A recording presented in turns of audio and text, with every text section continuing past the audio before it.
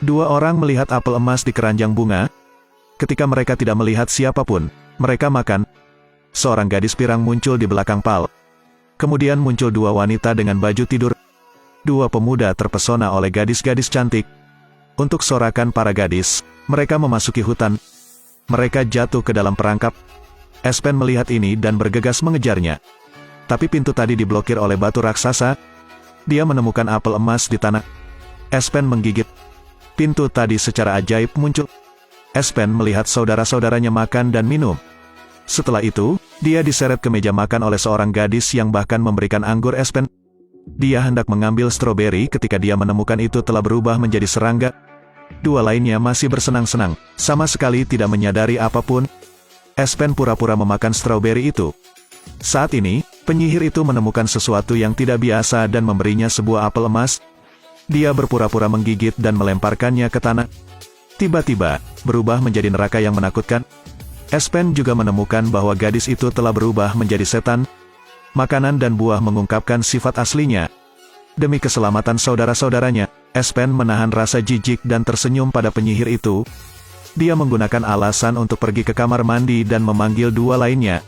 Espen mencoba membangunkan mereka, tapi mereka masih berhalusinasi. Espen harus mengambil tindakan drastis. Espen menamparkan mereka dengan keras. Penyihir itu muncul di belakangnya, dan mereka bertiga lari ketakutan. Tapi tidak keluar dari wilayah mereka. Either way, penyihir dapat menghalangi jalan mereka. Akhirnya, mereka menemukan jalan keluar. Melihat hal tersebut, sang penyihir menggunakan sihir untuk menutup pintu. Di saat bahaya, mereka keluar dengan selamat. Ada monster yang lebih kuat menunggu mereka di depan. Orang-orang ini terjebak. Hampir menjadi makan siang penyihir. Ternyata sang raja ingin memperluas kekuasaannya, maka ia menikahi sang putri. Tapi Christine tidak mau. Dia berlari ke hutan jauh di pegunungan. Setiap putri memiliki pahlawan.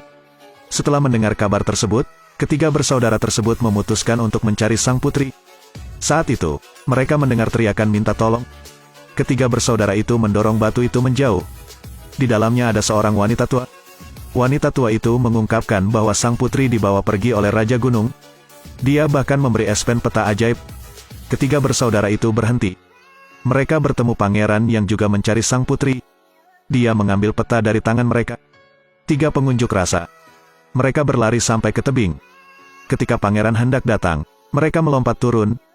Di dalam air, mereka menemukan pedang yang bisa mengalahkan iblis itu. Tapi makhluk hijau itu menekannya ke dalam air. Air tidak lagi bergerak. Beberapa saat kemudian, Espen mengalahkan monster laut. Saat ini, dua saudara laki-laki Espen ditangkap oleh pangeran. Espen berpura-pura menjadi beruang dan menghambur ke kerumunan. Dia menusuk musuh secara langsung. Akhirnya, mereka bersatu kembali. Pangeran mengikat mereka dan berangkat. Di malam hari, saat pangeran bersulang, sebuah tangan raksasa menjangkau mereka. Potong talinya dan kabur. Tangan raksasa itu menarik pohon besar itu. Semuanya ditangkap oleh monster. Hanya Per dan Espen yang tersisa. Mereka akan menyelamatkan Pal. Di adegan lain, lengan raksasa itu menjangkau ke arah sang putri. Jeritan mengerikan terdengar. Sang putri sedang tidur, dan detik berikutnya, dia mengambil batu itu dan memukul wajah monster itu. Kemudian melarikan diri dari gua. Tapi diambil oleh monster raksasa. Tentara yang menyelamatkan sang putri juga diserang oleh monster. Mereka mengumpulkan kunang-kunang ke dalam vas, terus mencari keberadaan Raja Gunung. Mereka memasuki sebuah gua. Espen terpeleset dan jatuh ke lubang yang dalam. Untungnya, pedang itu menghentikannya dan menahannya. Sobat dan sang putri juga ada di sini. Setelah menyelamatkan keduanya, Espen juga membebaskan pangeran. Monster itu sedang tidur di pintu masuk gua. Pasangan pro background. Setiap orang harus merayap. Tapi pangeran menginjak ekor monster itu. Setan itu membuka matanya dengan marah.